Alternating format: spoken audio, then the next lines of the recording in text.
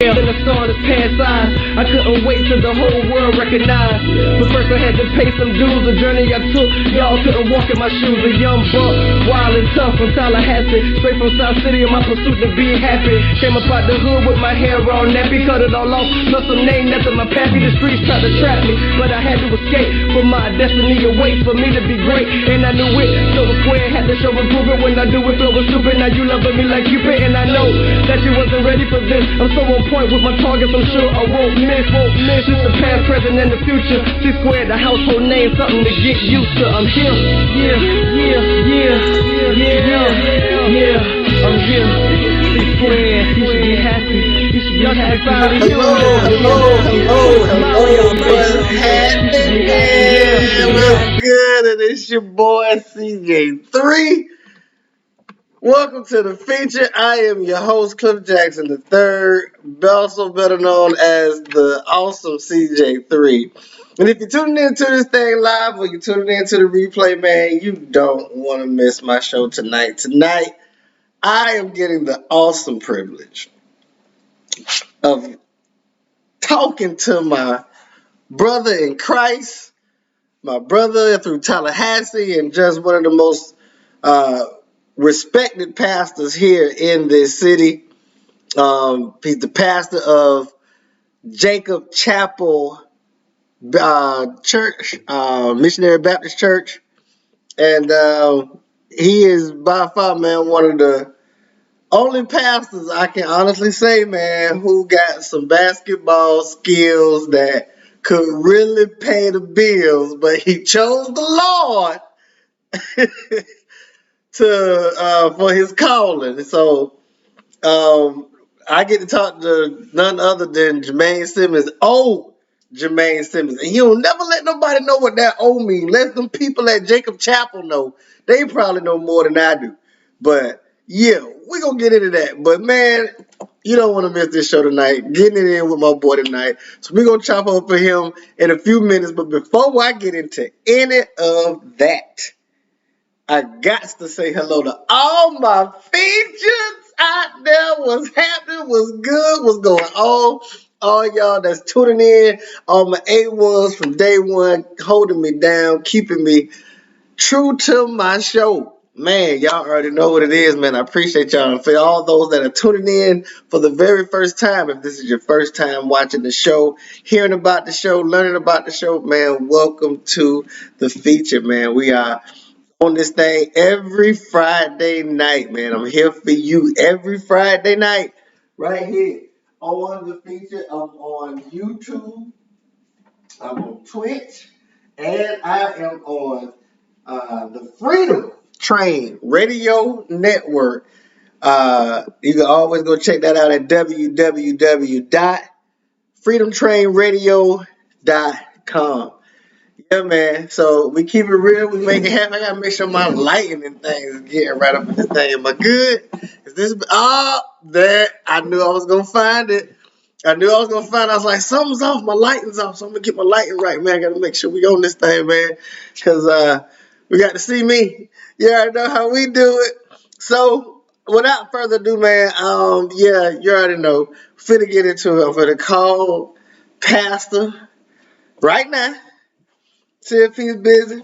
For those, man, I gotta make sure y'all go make this thing happen, man. If y'all would love to do this for me, please go check me out.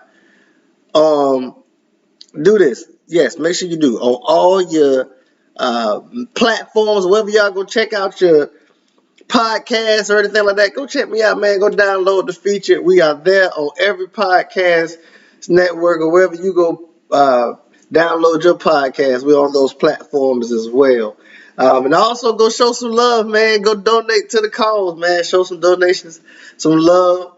Give us some love over there off of Cash App at Right Touch Sports, $ Right Touch Sports. And PayPal at paypal.me/CJ3. So please send in your love for the offering, if you would, right now. We about to get it in with my man, old Jermaine Simmons. Let's just see if he is prepared and ready to converse with his boy.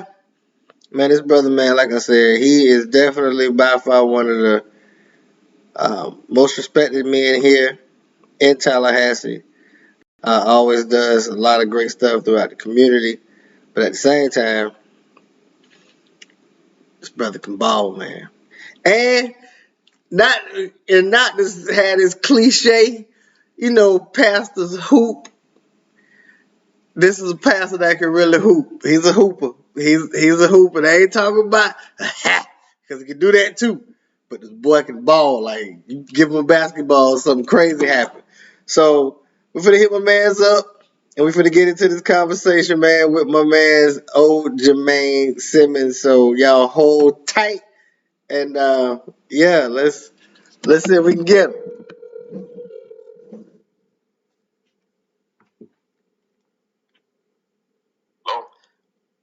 Pastor. Hey. What's going on, Doc? Not too much. How are you? I'm good, my man. I can't complain. First off, before we get into everything, man, thank you so much for doing my show, man. Welcome to the feature. I'm so pumped. I'm so excited, man. Thank you so much, bro, for doing this, man.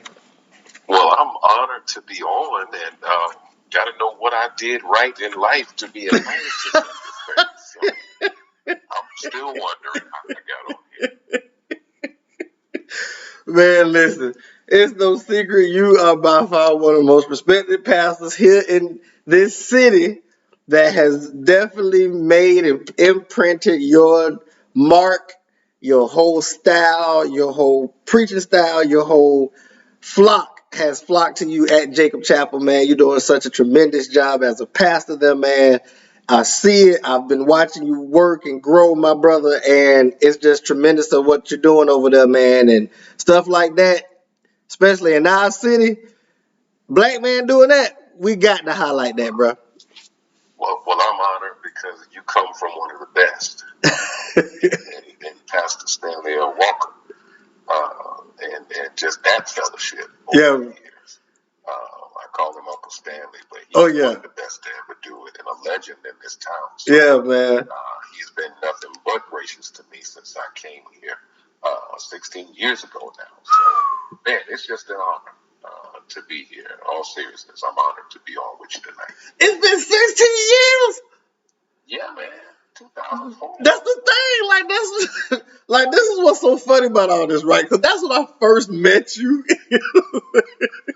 Like back in 2005 actually when I came back from school, and it was so crazy knowing you was at Jacob Chapel. I remember some of the pastors before you, but just to know that you was that young and you was about to be like the guy at Jacob Chapel. I was 26 years old. Crazy. And it's been 16 years already, bro. Yeah. God has been kind to us. He has, man. He really has. And what's even, so cool because I can talk now. We go back from 05 and then you move all the way up to where we are now. Now I'm a deacon, and you've baptized my daughter. She's a member of your church. So it's so it's those type of connections now, man. That's just like, bro, we've come from a mighty, mighty, mighty long way, man. Well, I tell you, it's been a journey. Yeah. Having come to Tallahassee from, another city, it's very easy to feel like an outsider. Yeah. In this town, but the relationships that I have made and how my family has put down roots here, and of course, the work that we've been able to do in the community, I think that has really made me feel one with this community. I don't feel like an outsider too much anymore because I'm a part of the community. Yeah, you a Tallahassee now, bruh.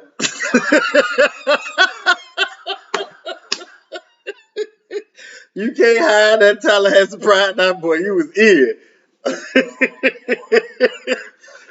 Oh, man, that is funny. So, before we get into everything, man, I start off all my conversations like this. It's just me and you talking to the folks. So, I got to ask you this question. I asked everybody this, and we got to get to the root of it. Where are you from? Well, it really depends on when you ask me. You'll understand why. Yes, thank you. I was born in Georgia, Okay. a little town right outside of Waycross called Hooverville. Whoo. My daddy was pastoring at the time, but I have no memories of Waycross or Hooverville. We Wow. moved to New Jersey in 1982 when I was 3 years old, Mm-hmm. and that is what I would consider home. Oh, okay. For me. But my daddy's people are from Cairo. My mother's people are from right outside of Bainbridge in a town called Statesville, Georgia. And so we would come down here for the summers. And to get out of Cairo and to get out of Bainbridge, to come to Tallahassee is like going to town. Exactly. So I remember in the 80s, going to what used to be Tallahassee Mall out there on Monroe in the North Woods. Right.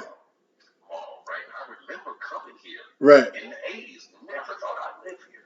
So I say I'm a Jersey boy, but I'm a Southerner at heart. So I claim Georgia, I claim Jersey, and now that you said I got to claim Tallahassee. You got to claim that thing, that boy.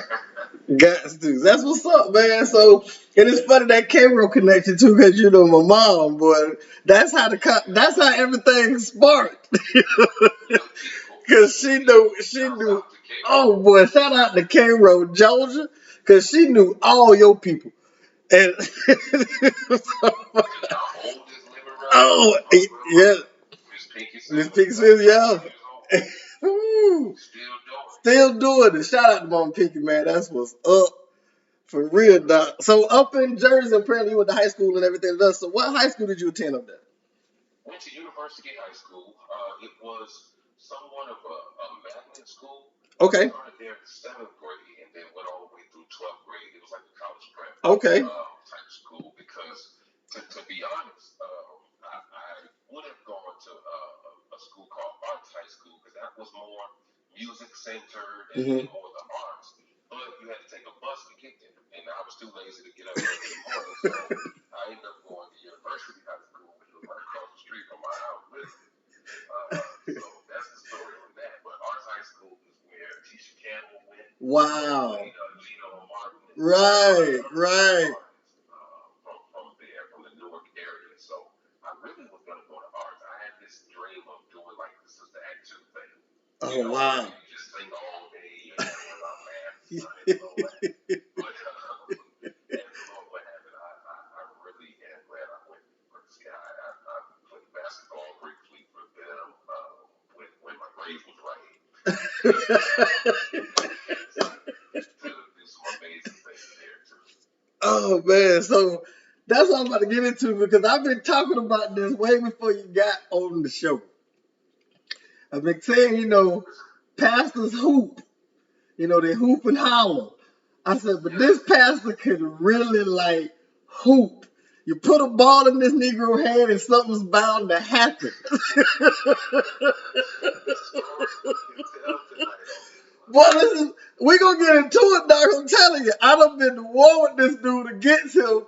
And this brother, dude can ball. Oh, man. Man, listen. He's speaking humbly tonight, and we're going to talk real humble tonight on Pastor Johnson. Besides Pastor Simmons, but this is the real deal. This brother can really hoop. No, I be saying everybody miss their callers and certain things, but hooping. Well, here's the backstory on that.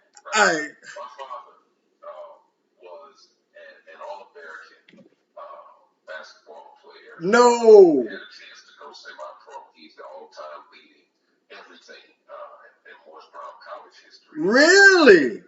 But the Lord called him to preach. And so he gave up, dreams of going pro to follow the Lord and do that thing. He's 6'6". He mastered the sky look around the sky. Oh, man, he was high dollar with it. Yeah. So I only grew to be about 6 feet, maybe 6'1", depending on what shoes you wearing. But then I got to college. I went to Morris Brown for undergrad as well. Mm-hmm. And all of a sudden, everybody's taller than me. In high school, 6 feet is tall. Yeah, you taller. Right. But then you get to college, the guards are 6 feet. Easy. And this is the 90s, so we're talking you banging. Ooh. This ain't this little soft. Yeah, none of that stuff that they doing now. Yeah. I grew up watching New York Knicks, beat up Jordan, and the Pistons beat up Jordan down there in that paint, and Jordan had to get a jump shot. Right. I quickly retired from basketball once I got to college because there was no sense in me trying to take it any further. Oh man! So you went to Morris Brown College. What'd you major in? Yeah, early childhood education was my major. Okay. And I, have a number of teachers in my family. My grandmother on my mother's side. I got aunts, my mother, my father taught for a number of years. Two sisters who were teachers. Wow. So it was almost destined for me to be an To be educator in some way. Right. Right. Absolutely. That's definitely in your bloodline. I'm still stunned at Pops right now. Oh man, I'm serious, bro. He was trouble in that paint. What? Hook shot. And I never forget, Dunk Rock Bottom, New Jersey. My junior year, I was dunking. So Wow. I called myself going to dunk on my father. It was not happening. He literally picked me up out of the air, Wow. sat me back down on the ground, and said, "Don't you ever try that again." You may dunk on them kids over at university, but you won't never dunk on me. Oh man. He just kindly sat me down. Oh man, that is funny as get out, bro. So what was your college experience like? Of course, Pop's the man on Morris Brown, so he knows. Yeah. So what was your experience like coming from, Pop's legacy like that? Yeah, well, for me, leaving home and then coming to Atlanta, there was still, this. I could always, feel his presence, my dad's presence. Of course. And, my parents actually met at Morris Brown in the cafeteria. Oh wow, that's crazy. The very same dorm that I stayed in. Oh man. And so I always felt, that I was destined to be there. But my college experience was really spent directing the choir. I directed Morris Brown Gospel Choir. Okay. For 3 of my 4 years there. Didn't really get to do a lot of what, the average college student would do just because I was just so busy doing the campus ministry stuff. And then I played Sigma my junior year. And so, and I guess looking back on it, I probably wish I had done a little more, but then I probably wouldn't be here today if I had done everything I thought about doing. So, Right. My college experience was tamed. They used to send buses to the dorm to go to Club 559 and other places. I just never made it because, something in me just wasn't about that life. And it wasn't no sense in me trying to act like I was. Right. Because I always felt out of place. Even frat parties, right? I just kind of felt out of place. I'm not better than anybody at all. I just didn't fit in with that. I always found it hard to find my fit. So I felt comfortable in music ministry. I felt comfortable, doing the church thing and what have you. So that's kind of been my way. That's crazy, bro. And for those who don't know, this brother can sing too. Oh gosh. Like, bro. bro. I have to pay you after this interview? Man, don't. Listen, man. This brother can sing, man. And I don't be trying to, get on into it because I got these questions coming up later on in the show. But no, like, bro, like naturally gifted, like can blow, bro. Like it's like watching like one of the greatest talents that you just got so many, but you just chose preaching as like that that one you can showcase all of them at once. And I think it's funny you said that because I was talking to one of my sisters the other day. If we had the internet back in the 80s, my family would have went viral. Easily. Because I'm 4 years old on the piano. Oh, wow. Me and my sisters are this super group that nobody knew about. We did it at home and we did it at church. Wow. Been a YouTube or a TikTok or whatever back in them days. I see kids doing stuff now. I'm like, yeah, I'm doing that. Yeah, we were doing that already. Like, man, we had that stuff back then. We was doing that stuff. Everybody's so amazed by that stuff. Yeah. We was doing that stuff back then. America's Got Talent. Steve Harvey, Big Time with the little kids. I was doing that. Oh man. We were the Wayne, not the Waynes, the Winans, the Clarks, Right. all of those things. Right. Wow. That musical family back in the day. Wow, dog, that's crazy. So what happened after college? Like after college was over, what was? I know life hit, but what was that next move? What was after college? During college is when the Lord called me to preach. Really? I was 19. And to be honest, I had no desire to preach, simply because I wanted to have a life. Right. I wanted to have a private life. I wanted to have a personal just space, right? I didn't feel like I didn't want to be looked at. I had other dreams. I wanted to do my music thing. I wanted to teach. But the Lord called me to preach, right? And so trying to figure out what that means. And then shortly after that, a couple years later, I met the woman who was now my wife. And so I got married at 22. And then my son was born. Our son was born when I was 24. And so then at 24, we moved to Tallahassee. And I'm the youth and collegiate minister for Bethel Baptist Church under Dr. Holmes. And then at 25 and 26, I'm the pastor of Chapel Baptist Church. So here we are, 16, 17 years later. And all of and I'm taking a line now from Terry Anderson, good friend of mine, Pastor Lily Grove in Houston. Any growing up that I did, I had to do it as a preacher. Any messing up that I did, I had to do it as a preacher. Because from 19 to 42, all the changes you go through from 19 to 42, all the dumb stuff you do between the age of 19 and 42, I had to go through those things as a preacher and publicly with everybody looking. Right. Yeah. So that's been, my journey, and is, my journey. It was kind of fast forward from there. Wow. That's real, bro. That's real right there. So, out of everything, after college and after life, accepting your call, what made you want to become a preacher? Because I know you said it wasn't something that you was trying to be. But when it happened and you embraced the call, like what made you embrace it? I accepted it. Yeah. I accepted it because, and I guess, you have to be careful how you say things. Right. Right. Put it out in space, but I knew I could make a difference in people's lives. I've always been a leader. I've always been outspoken, but that gift needed to be fine-tuned. That gift needed to be trained and molded. And so I've had a number of individuals throughout my life who've helped me to do that. But once I accepted the calling, there was nothing else in the world that gave me more joy. And another preacher, and possibly even some other folk could understand what I'm about to say. Preaching is a painful privilege. It's the most painful thing in the world, but it is also the most rewarding thing in the world.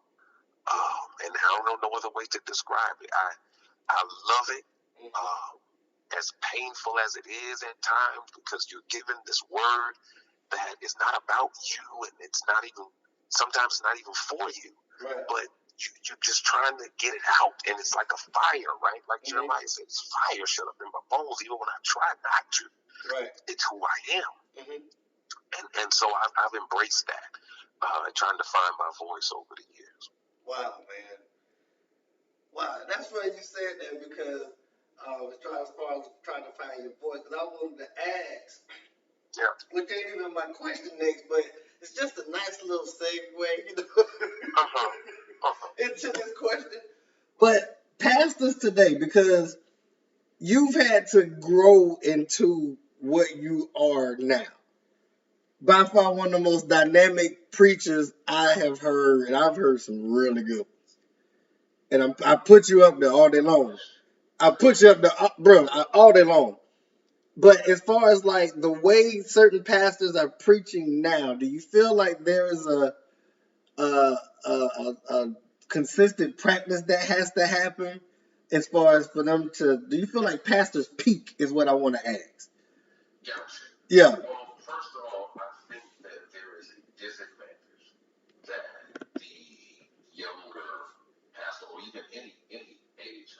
these days coming along, Mm-hmm. they're at a disadvantage because a lot of us are watching YouTube and imitating what they see, and they get lost in the persona of being a preacher and what a preacher sounds like, and the hoop and the holler, right? But they ain't no substance to it. All this rah-rah, go get your blessing, and then look, y'all that's listening, these are my thoughts, my opinions. I don't want to be married for what I'm getting ready to say, but there's a certain level of conviction that we must have when it comes to this word that we handle. Everything ain't rah-rah. Everything ain't go get your blessing. Everything ain't telling people how wonderful they are. Yeah. The job of the prophet is to convict and compel people to give their life to Christ. Right. And sometimes that means that we're wrong about some things, and that we need to fix some things, and that we're not going to always be happy with the prophet. Every prophet I ever read about got persecuted. And every apostle, every preacher, New Testament that I've read about got their head cut off or got hung upside down or dragged through the streets, stoned to death, and exiled. You know, it's become too popular now to be a preacher. You know, somebody said they've been called a preacher. Y'all sending balloons to their house and throwing up a party. Congratulations. What? I don't understand that culture. I don't, and it's because I wasn't raised in that culture. Right. But we're doing people a disservice when we create, you know, this atmosphere of competition and just the fluff and the whatever. I just personally feel like, you know, it's got to be some substance to it. My pastor and my daddy and everybody used to tell me, you got to earn your hoop. You're going to be up there tuning up and carrying on. You got to earn that. You got to earn that thing. Give them some substance. What's the content? What's the text? Wrestle with that text for a minute before you get up there talking about and all that. Yeah, okay. All right, I'm going to stop now. Go ahead. Talking to the man, Pastor Simmons of Jacob Chapel here in Tallahassee, Florida. Man, so let me ask you this. As a pastor, and just to, not even just to your flock at Jacob Chapel, but just anybody in general that you talk to, is it hard, or do you find it hard or challenging to sell God to people? Like, does it become like a retail type thing to try to get sinners and people to understand God and stuff like that? Yeah. Well, here's the thing that I have learned, and I'm taking a line from a book called Not a Fan by Kyle Heidemann. I taught my church this book probably back in 2012. We revisited it back in 2018 or 19. But he said, whatever you win people with is what you win them to. Meaning, if I'm drawing you to the church because I gave out a chicken plate, that means next week I'm going to have to give you another chicken plate to keep you interested. If it was a gimmick that drew you in the first place, then it's going to take another gimmick to keep you to get you to come back. Right. So this idea of selling God, I think, is part of the problem. When you are in the business of ministry, it is for us not to make fans. Jesus doesn't need fans. He needs followers. And followers are people who sacrifice. Followers are people who understand, like the original Christians understood. Like, bruh, this may cost you your life. You could die for speaking the name of Jesus. Right. See, we don't preach that kind of fellowship anymore. Wow. We get people sold on, you know, these pie in the sky ideas or these gimmicks that we putting on at church. But, and I give you a great for example. Jesus had thousands of people following him, right? And so he figured they needed something to eat, and because they've been out there with him. So Jesus is compassionate. He multiplies the fish and the bread. I'm talking John chapter 6 now. He multiplies the fish and the bread, and everybody is so happy, and they keep on following him, right? And then a few verses later, he starts talking about dying and eat my flesh and drink my blood, and you're going to have to die for this. And the saddest verse in the Bible is John 6:66. John chapter 6, verse 66. It says, and they followed him no more. They was there for the fish play after church. But when he started talking about what real discipleship is, some of his very disciples followed him no more. Wow. That's the risk that I am willing to take these days. Because I'm not competing for follows. I'm not competing for views. I'm not competing for popularity. I done earned my stripes, bro. I done been there and done that. Yeah. So at this point, it's about who am I really assigned to? My church ain't for everybody. My voice ain't for everybody. Right. I'm good with that. Right. Because I've seen the highest of the highs, and quite frankly, I've seen the lowest of the lows. And a lot of it, you know, is a cloud chase. People run to what's popular, and I'm saying to myself, who am I assigned to, Lord? And whoever I'm assigned to, that's who we gonna rock with. Right. That's where I'm at. That's real right there.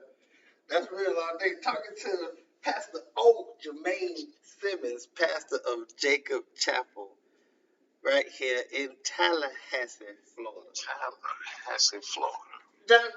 The Pastor Simmons, what does the O stand for in your name? My legal name is Orinthius, Orinthhius, Jermaine Simmons Sr. I've been calling this bro OJ for the longest. Yeah. I've been calling OJ Jermaine. That was my nickname in high school. I was OJ in high school. Orinthius. But people don't know that, man. You know, because people mispronounce it. All the time. Jack up your name, man. I got tired of correcting people. I'm like, you know what? Let's go with O. Let's just go with O. How about you? Can't mess up O. Let's go with the O, man. Let's go with the O. There you go. Oh, man. There it is. Listen, for those people who are checking this out tonight, y'all get some real deal Holyfield talk right now. Talking to my man, Pastor Simmons of Jacob Chapel, right here in Tallahassee, Florida, man. Now, how long you been at Jacob Chapel? So January will be 16 years. Good. I came in December of 04, December 14, 2000. I'm sorry, December 05, 2000. Yeah, 2005. Yeah, I was thinking that's what at Jacob Chapel. I was there for that when you got in. That was crazy, y'all. I was like, wow, young bro. And he's full of fire, like ready. And boy, I'm talking about the craziest thing. I remember being there to try something. It was a sermon that you put in when you were becoming the pastor there. And right afterwards, man, I'm talking about I just remember my mama coming up to you and going down the list of everybody in Cairo that you was related to. You just said, yes, ma'am, yes, ma'am. I was like, and I kept looking at you like, I'm like, bro, I'm sorry. That was the right place. Wow. People are connected in that way and can remind you of your legacy. Yeah. And your roots, right? Because like I said, I felt like an outsider. Right. In Tallahassee. Because let's be honest now, Tallahassee, y'all can be mad at me if you want to, but I'm telling the truth. People take you through a little bit of a hazing process in this town. What is? Like, if you didn't go to FAMU high with them, if you ain't go to old Rick, if you ain't go to the Rick, baby, like they really do, take you through a little bit of a process. So I had to earn my stripes in this town. Yeah. Because they didn't make it easy on me. Nah.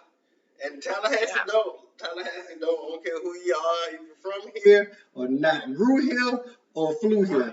They will let you go through this thing before they accept you. Before they fully accept you. You ain't lying. That is real right now. Now, what has Jacob Chapel meant to you, and what have you meant to Jacob Chapel?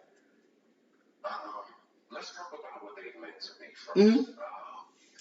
Jacob Chapel has been and continues to be a training ground for me. I am so grateful for those people in that place because at 26 years old, you don't know what you don't know. I came in there, gun blazing, right. 100 miles an hour. Right. And them good old church folk I met there, like I said, there's some resistance no matter where you go. Right. But it's been a place for me to use my gifts. It's been a place for me to, there's nothing that I wanted to do in ministry that I was not able to do at Jacob Chapel.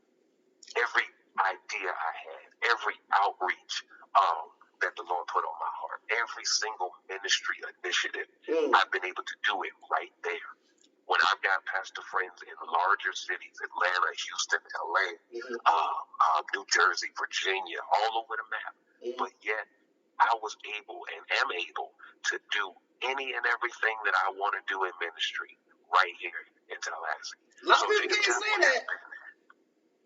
A lot of people can't say that, man. Right? Like, I didn't have to leave. And a lot of people kept saying that I was going to leave, right? You know, he ain't going to stay here long. He going to leave. You know? Because that's usually what people do. But for me, you know, I felt like I could do anything that the Lord laid on my heart, and I feel like I was assigned to them. Yeah. And so when you ask me what I mean to them, in my mind, I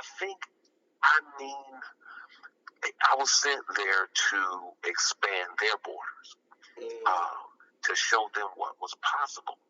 And I think to show church people in general what's possible, because a lot of times you're limited to your context. Right. You know, I ain't never seen this before. We can't do this because we're a small college town. Right. Right. Where you find that at? Exactly. People told me, like, you this ain't Atlanta now. You can't be trying to do what you did at Antioch. And I'm like, man, please. We need to stop quoting scripture if we don't mean it. Right. You know, That's stop saying real. I can do all things through Christ if you don't believe you can. Right.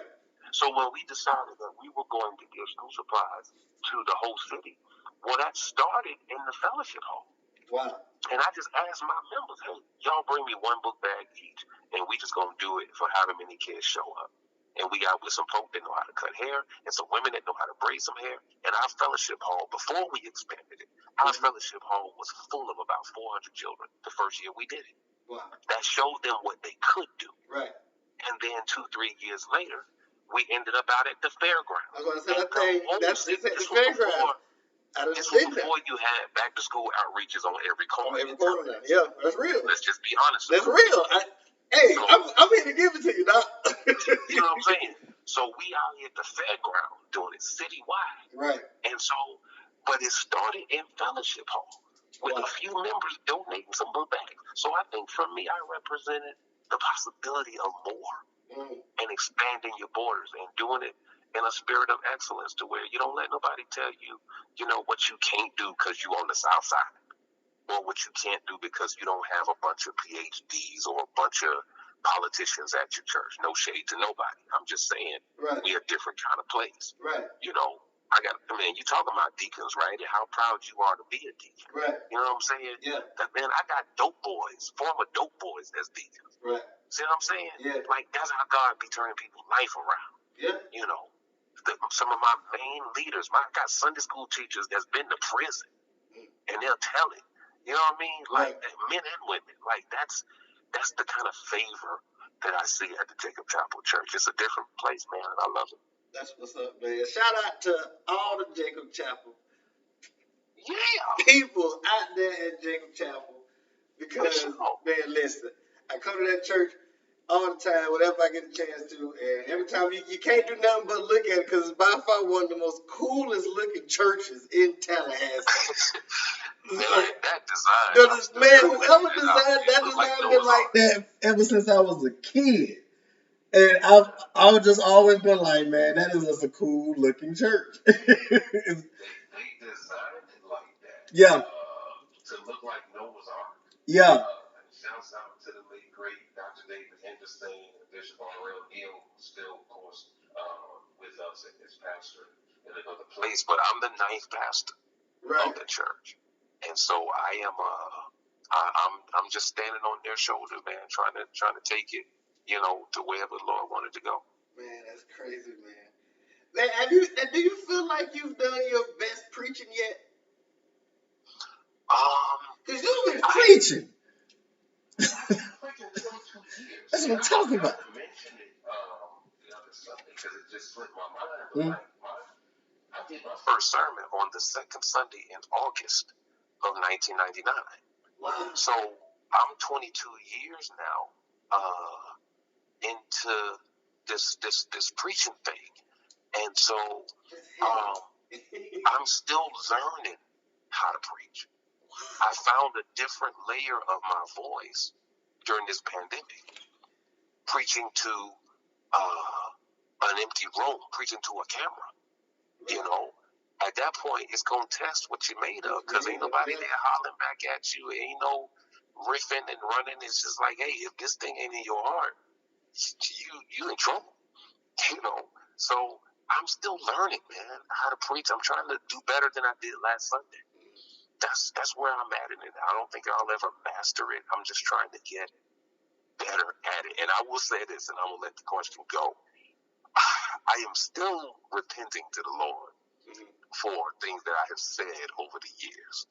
Right? Like, I used to come in like a machine gun, shoot everything rolling, man, trying to hit a mosquito, but I'm shooting over the sledge, right? You know, I've been that guy over the years, but I have since learned, you know, to, number one, let the Lord handle certain problems, and you ain't got to deal with it from the pulpit. But secondly, just, you know, being more sincere and being more studious, you know, and more content to the word. Because, like I said, I can holler. I mean, find somebody better. But at this point in the game, I don't have anything to prove, so it kind of sets you free from all of the pretense and all of the, you know, spirit of competition or whatever. Like, I've done it now long enough to where I'm comfortable in my own skin. Man, that's what's up, man. Golly, that's crazy, Doc. That's crazy. I really hope you're not going to lose no views. Like, your show ratings are probably going to go down. Boy, stop. Listen, everybody done tuned in to this one tonight, Doc. I ain't even sitting up play with you. But everybody was, when I told the folks who was going to be on tonight, they was like, boy, stop. I was like, listen. You might want to be there tonight, Doc. Yeah, man. Listen, on the YouTube channel, I'm on Facebook. They just got to type in the feature with Cliff Jackson or the CJ3, either one, and he will pop up. And this whole conversation is gonna be on the page, Doc. It's there. You can go back and see it yourself. And we live. I'm talking about. I don't even know how many people watching this thing right now. All I know is I know I got views.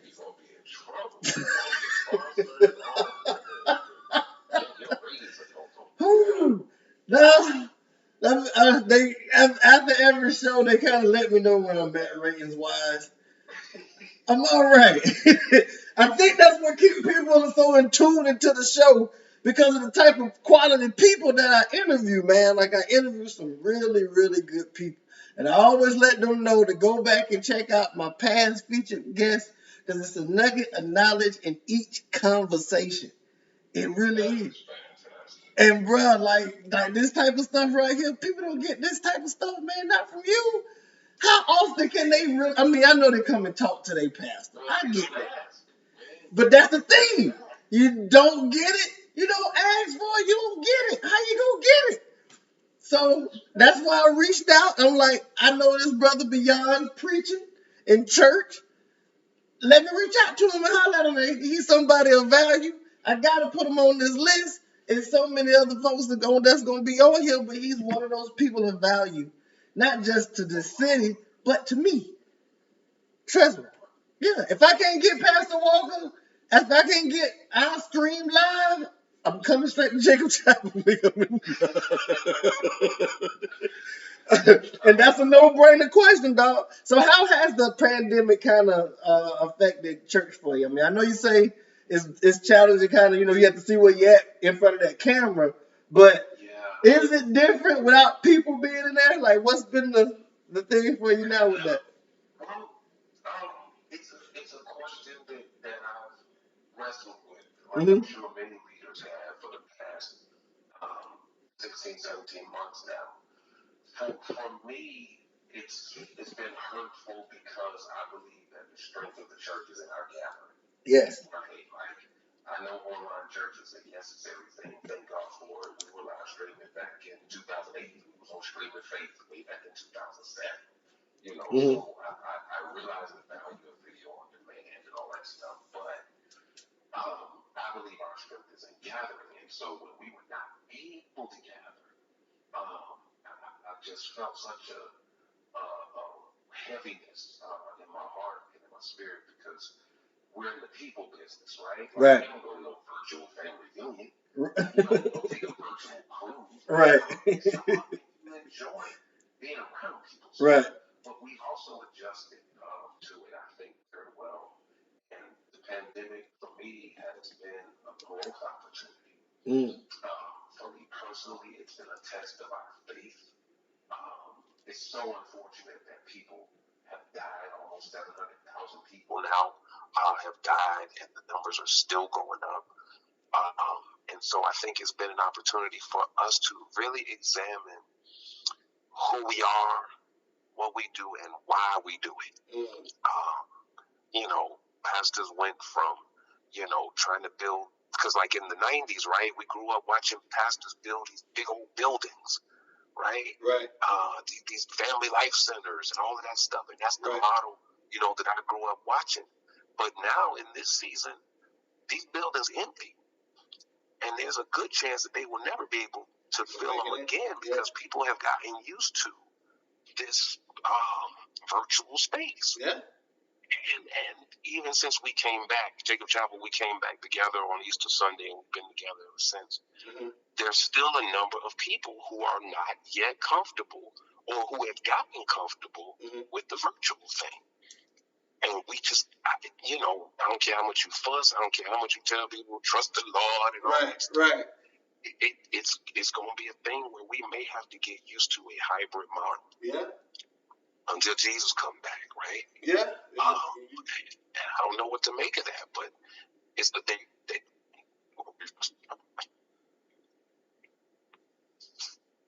day by day. Yeah, man. Talking to my man, old Jermaine Simmons, Pastor Simmons of Jacob Chapel Baptist Church here in Tallahatchie, Florida. Man, we keep it real right here, Doc. Yeah, that pandemic has definitely done some things, definitely has made things turn virtual. So many people, not just, across the country, I'm sure, have gotten comfortable with bedside Baptists. Because like I say, it's unfortunate. It's like people gotta learn a new normal. We all gotta learn a new normal. What does it look like to come back out? Yeah. To get back on an airplane.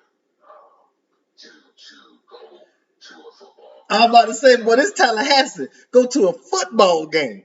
Right. That's gonna happen in a couple of weeks. And next week. Right. Whew. People really had some folks didn't stop. Some mainly. Them all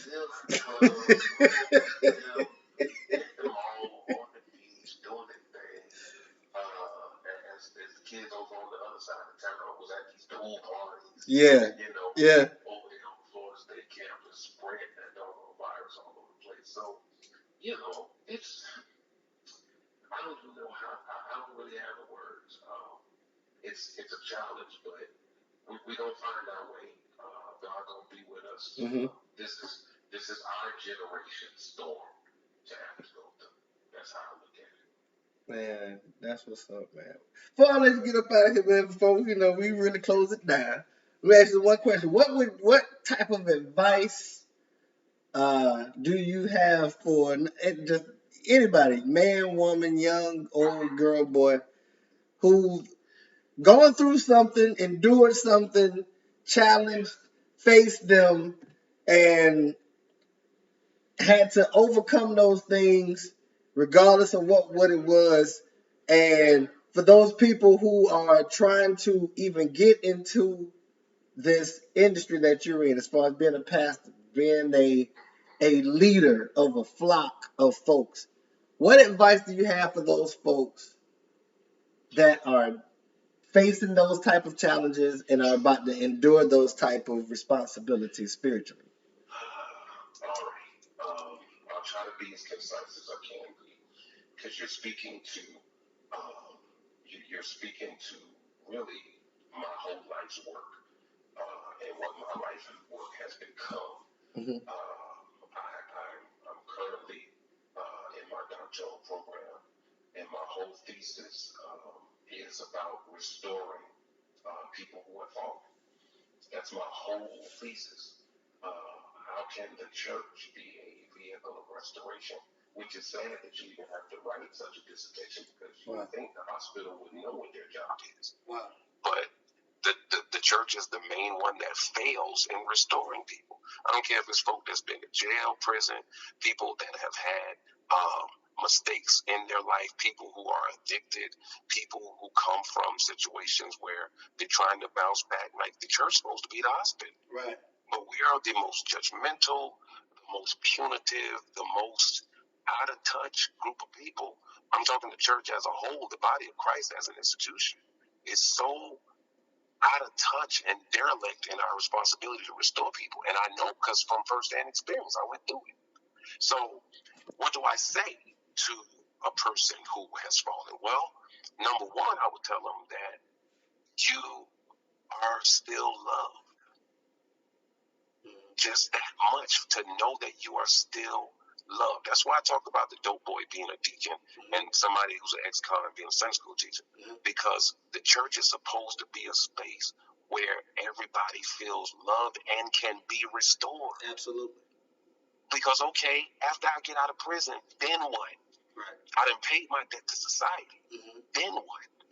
After you done had your fun with me, after you done threw dirt on my name, after you done kicked me while I'm down, after you laughed at me, oh, God, see that, what a shame that is. All right, once you get done doing that for a couple of months, then what? See what I'm saying? People are still there. People are still in your family. People are still in our community. So what about them? So my thing is to let people know, number one, that they are loved. And then secondly, to let them know that there is hope and that they can recover. I always talk about Peter and Judas. The only difference between Peter and Judas is that Judas didn't stay around long enough to see Sunday morning. Wow. Judas killed himself before Sunday morning. But if he had stayed around for Sunday morning, Jesus would have gave him the same forgiveness that he gave Peter. Because Peter acted like he ain't know him either. Right. So I'm trying to convince and tell people, hey, there's nothing that you cannot recover from. Now, are you going to have consequences? Absolutely. Will some people stop dealing with you? Absolutely. But I don't want to separate preachers from the rest of the world. No, people are people. Right. I don't care who you are. I went, man, and I don't know how long your program is supposed to be. I'm just telling you stories. Man, keep talking. I read on the Facebook machine some years ago about a teacher who had gotten in trouble or whatever for messing with a student or whatever. And so I saw the comments and I saw how people was just out here killing this person, right? And you know, the person went to jail. So what did I do? I went straight to Leon County Jail and I talked to him. You know, prayed with him. And I said, is there anything that you need? Can you please call my mother and tell my mother that I'm all right? And I called her mother and talked with her mother, prayed with her mother. Because in that moment, I don't care who you are, you need prayer. You need compassion. Because but for the grace of God, all of us could be behind bars for something. Yeah. You know? Yeah. So that's where my heart is for people. Because it could have been any of us. Well, I don't understand how somebody could do this. I don't understand how somebody... Okay, until it's your brother. Right. Or until it's your father, or your mother, or your sister, or somebody that you really care about. Until it's your best friend. Now you want compassion. Or until it's you. Now you want compassion. Now you want people to mind their business. Now you want people to stop being so judgmental. Right. So I'm the advocate for Peter and for Judas. And I say stay encouraged. Don't hang your head. Be humble. Let it be a lesson. Learn from whatever the mistakes are. But do not walk around this world trying to satisfy people and thinking that if you just act sorry enough, then people gonna love you again. People gonna be who they are. And I don't care how much debt you've paid and how much you cry and ask for people's forgiveness. Now, only God can restore a person. And I know that from experience. So that's what I would say. Everybody out here, just be encouraging. If you're looking for a place that's going to love on you like that, then I know some place on the south side on Lake Bradford Road you can roll to. Man, that's what it is, man. Hey, my brother, man. Let the folks know how they can get in contact with you. Come to church, view church. Yeah, absolutely. You can, of course, find us on the Facebook machine. I'm Jermaine Simmons on Facebook and on Instagram. Well, actually, no, I'm Pastor OJS on Instagram. I don't post a lot, but, whatever. I'm still learning that space. Then Jacob Chapel Baptist Church on Facebook. We go live every Sunday at 10 a.m. and every Thursday at 7 a.m. for Bible study. We're on the radio every Sunday morning, 96.1 at 8:30 a.m. And just all the content we put out, man, is just to keep people encouraged and keep your eyes open, keep your ears open for the different things we put out there, both in my personal space and on the church space. But I would love to connect with y'all in any way we can. Man, that's y'all hear it, man. Pastor O.J. Simmons. Before I let you go, man, before I let you go, I gotta do this with you. It's my segment that everybody been waiting for beyond all this other good stuff we done talked about tonight, man. Cause this has been amazing. It's my Would You Rather segment of the show, and this is where I will ask you a couple of questions, and you tell me would you rather this or would you rather that. Are you ready? I'm ready. Would you rather have that awesome, amazing b-ball career or continue to do your thing as a pastor? I am not being disingenuous right now. I'm not just putting on for the people. I promise y'all, I would much rather have what I'm doing right now. Because I'd have probably killed myself by now if I had a basketball career, millions of dollars in my pocket. I'd have been a stone cold fool back in them days. So I didn't need to be LeBron. Oh, man, that is funny stuff. Would you rather do funerals or do weddings? Dude, straight up, I don't want nobody to die, but I love funerals. Wow. And I say that if anybody that's ever heard me do a funeral, I preach it like it's Sunday morning. I don't care who it is. I don't care how old or how young. I love, in that vein, I love doing homegoing services because I think everybody deserves to have some last words said over them. And it's an opportunity to reach others. So honestly, and I think another reason I like funerals more because weddings, man, they don't start on time. Take too long. Like, people be wanting me to come to the rehearsal. Why do I need to rehearse doing what I've been doing for 30 years? And for that matter, why do you need to rehearse doing what you've been doing for 30 years? You've been walking all your life. Why you gotta practice walking? I don't feel like you don't want to walk and practice put one foot in front of the other. Bro, I ain't never looked at a wedding like that at all.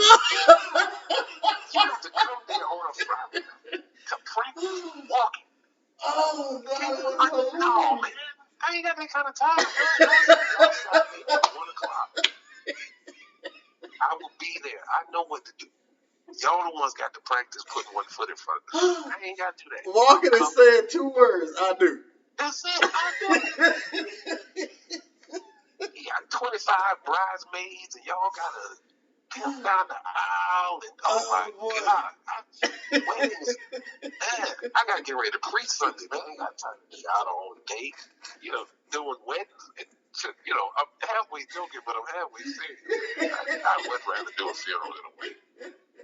I guess that. Oh, boy, that was a good one. And then folks don't want to pay the preacher. You pay for the cake.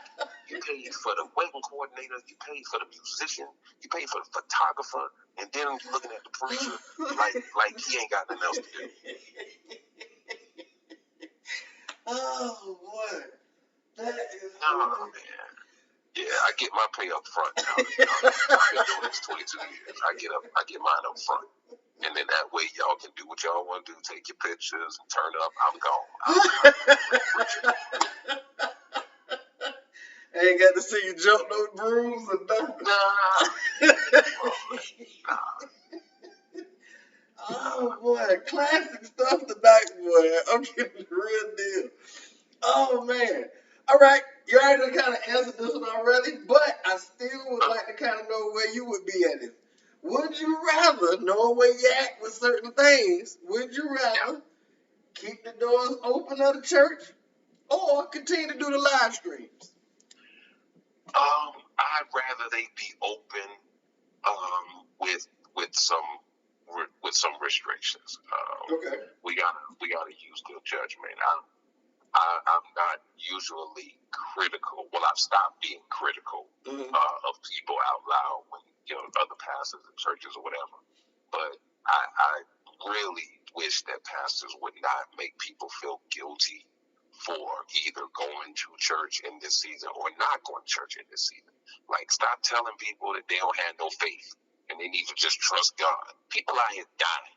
Yeah. You know what I'm saying? Yeah. And it's real ignorant for you to be telling people, well, you just need to trust God and come on into church. And y'all in there packed and ain't got no mask. And just, that's ridiculous. And like I said, I'm usually not vocally critical of other pastors. But I mean, come on. People are out here dying. And I preach too many funerals to be, just out here being reckless. So I think the door should stay open with some restrictions. Okay. That's what's up, man. I appreciate your touch on that. Yeah. Would you I rather? thought you was gonna ask me a hard question. Would you rather have a solo gospel album or a gospel album with your sister? Oh man, I can't have both. Oh wow. See, I told you I'm gonna give them to you, boy. They coming. I would rather do it with my sisters or with a choir. Because me as a solo person, I don't have that kind of confidence, to be honest with you. Really? What? I really don't. Like, up in front, just me, hey, look at me, listen to me. Nah, I'd rather just be in the background. I'd rather teach the voices and let them sing some songs that I've written. Much rather. Oh, boy, that's a big one on me right now. Okay. Last one. And this one is, I'm talking about this one here might even have some real truth to it, bro. Would you rather a basketball game versus Tabernacle or a flag football game versus Tabernacle? We never did a flag football game, so put it out there, bro. I know the answer. And here's why. Because Tabernacle don't play fair. For the whole world to hear. And I want Bishop Stanley L. Walker to hear it when I say it. Tabernacle don't play fair. And I'm going to tell you why. Because back when we played against Tabernacle, right? For my anniversary, every year we did a basketball game. Every year. And I promise you, Tabernacle went to the backside of Keith Street or backside of the hood somewhere and recruited some jokers. I know ain't never been to church. Y'all went and got Debo them to play against my church members. And clearly ain't never been to church because he fouled me so hard they was getting ready to fight me. Like, dude didn't know who I was. Like, this is my game. You ain't supposed to hit me that hard. These is Obama rules. You're supposed to hit me that hard. And they rolled up at me, and my boys was like holding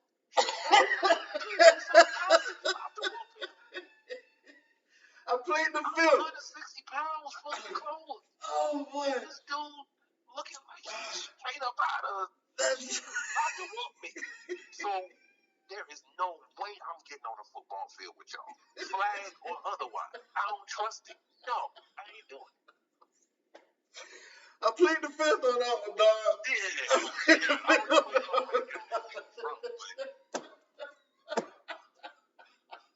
I know for sure he was not a member. I played the fifth. On that one. Oh, man. Y'all went over there to Keep Street. You said, hey, bro, you want to play ball? Man, I'm some hot dog. Oh, boy, I feel him a hot dog and some juice that he good. That's it. That's all he gave him some crab legs. Straight from Leola's.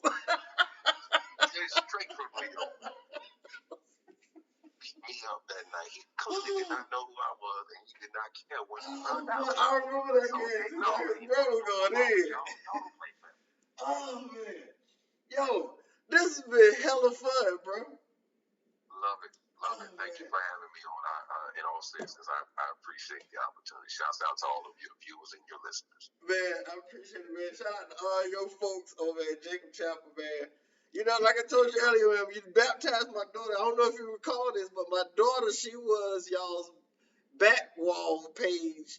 Y'all like, you know, little back page, not the back page, but a little wallpaper on your screen one time after the Love Passion play that y'all put on. Wow. She was the angel, the little angel. Wow. You know what I'm talking about?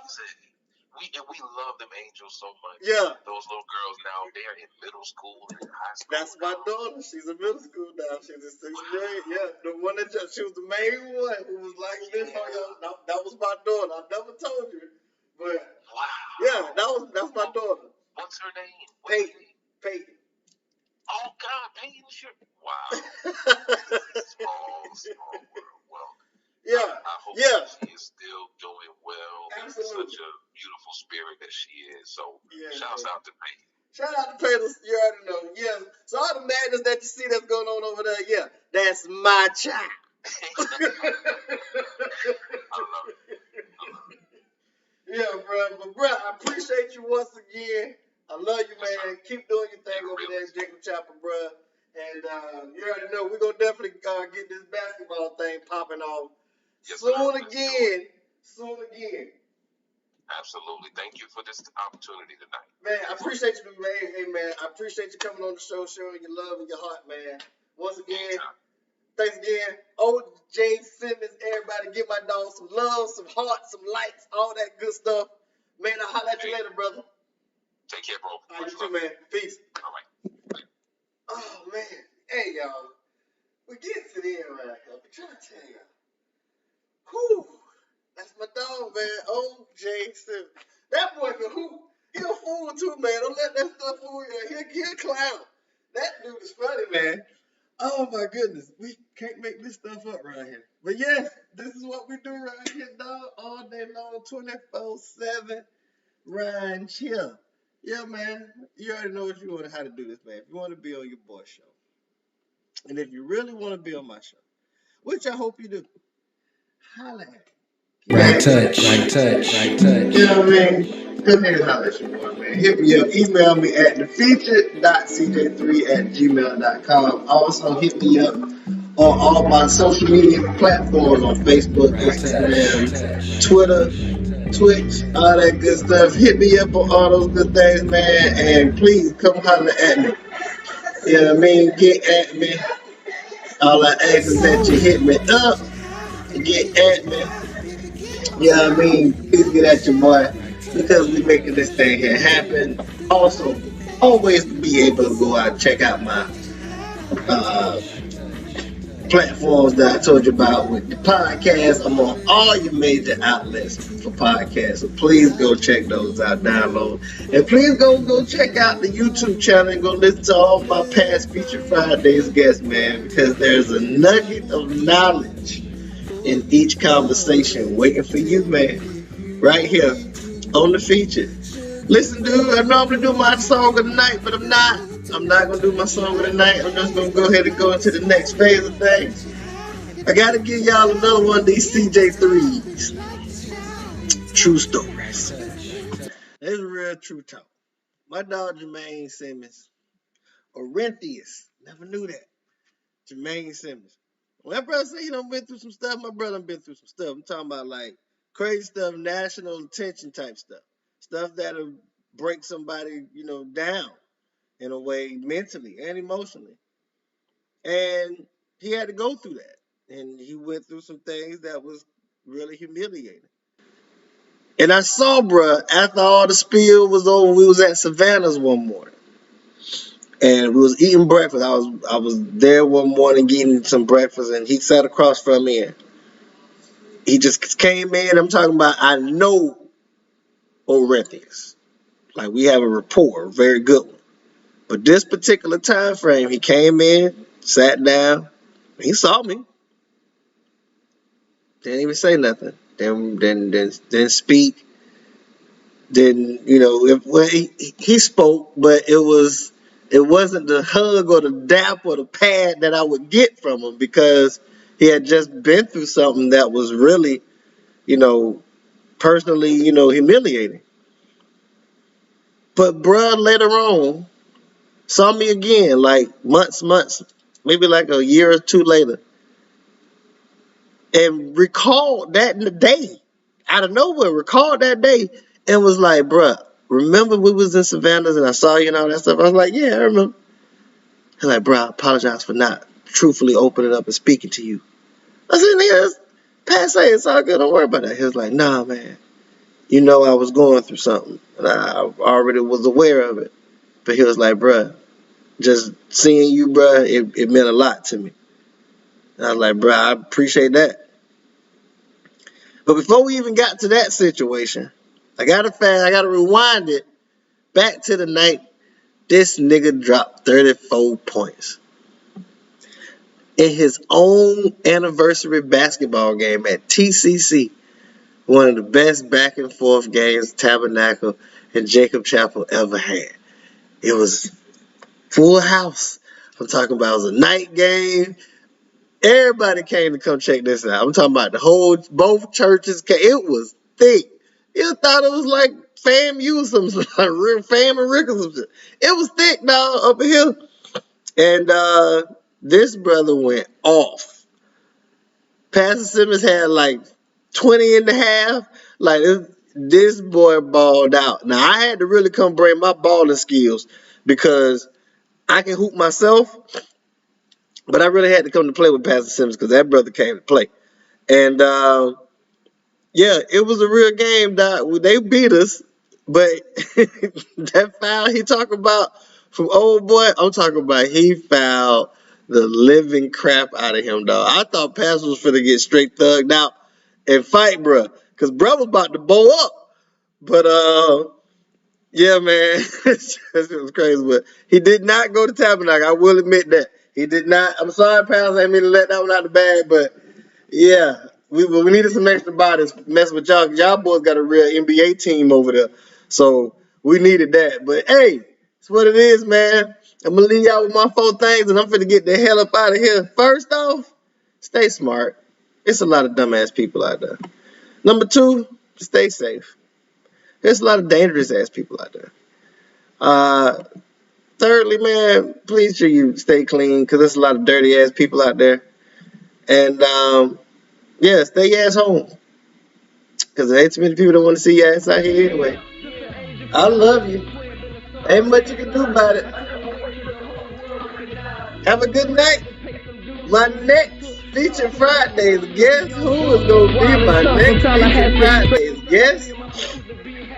He better be paying attention too, because his ass is up. Justin Footman, August 20th, the R&B sensation from Tallahassee, Florida, my boy, my artist, Justin Foot. We right here, man. We here, brother. It's going down. Right here on the feature, August 20th, Justin Footman, right here on my show. Get ready, pimpin'. It's time. Holla. Yo.